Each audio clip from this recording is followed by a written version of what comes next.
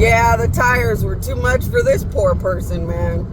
I'm too poor for that. Of course, I don't know if I could ever even afford above a used tire. And the guy knew right away. He was like, you can get a used tire or anything, but here, let me tell you what they have to have on them to qualify to drive for Lyft. And he gave me some fancy talk about tire tread or something. I was like, thank you, because I don't know if I can afford a used tire. I got used to buying used tires because they kept popping my tires and acting like it was that one violent kid. And then they acted like it was two violent guys. Then they acted like it was random sad things, driving over dirt too much. But it was always unrealistic. That's another thing. Go straight to my queen if things are just weirdly unrealistic. Because when the United States is hurting people, they pop tires a lot or get out of control, unrealistically violent and stuff. But sometimes it's just people that learn from the United States and Dubai to be bizarrely stocky and out of control. Because a stalking, violent, weirdo human will only slash your tires here and there. They're not going to do it constantly because they don't want to rot in prison forever or something. Because after a while, I don't know, all those violent crimes against a tire could add up if you keep getting taken to court over and over. These are United States Dubai overly gross weirdos.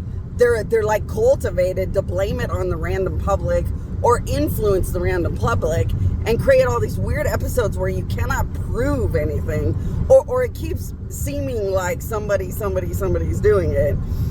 And it always is unrealistic, never adds up, and always happens way too much. So that's something you'd want to run straight to my queen and find out. There is no such thing as a nail popping your tire every couple of days. There's no such thing. So watch out. But I got used to buying used tires because they kept breaking the tires so much. I was like, I'm not paying $500 because when I had the other Toyota, I would go to the Toyota dealership and you pay your $400 or $500 or something, and you get all brand new tires when they tell you need new tires or something. Yeah, and that's great and all when they're not breaking your tires every couple of days. Once they're breaking your tires, I guarantee you when you spend $100 or something on a tire, you're going to cry and cry and cry. But they've been controlling my income. And see, this is where Lyft probably knows that it's true and maybe they're in on it. And I have to really wonder about who Mr. Lyft is anymore. Why? I'm doing the same amount of work every year and I can't survive. Why? If I made it paying for this car for a year, why is it I can't fucking float and I can't survive? But it seems like work is always the same. Yeah, fuck you all. And then United States, if the United States would just fucking get up and go to work, there's no way I could be working at Lyft the same every year for 7 years, and I never ever can do. I can never do more than barely pay my bills and survive. So I have worked the same at Lyft every year. I have made up to like $4,000 in 1 month, and barely could I pay $1,400 in bills.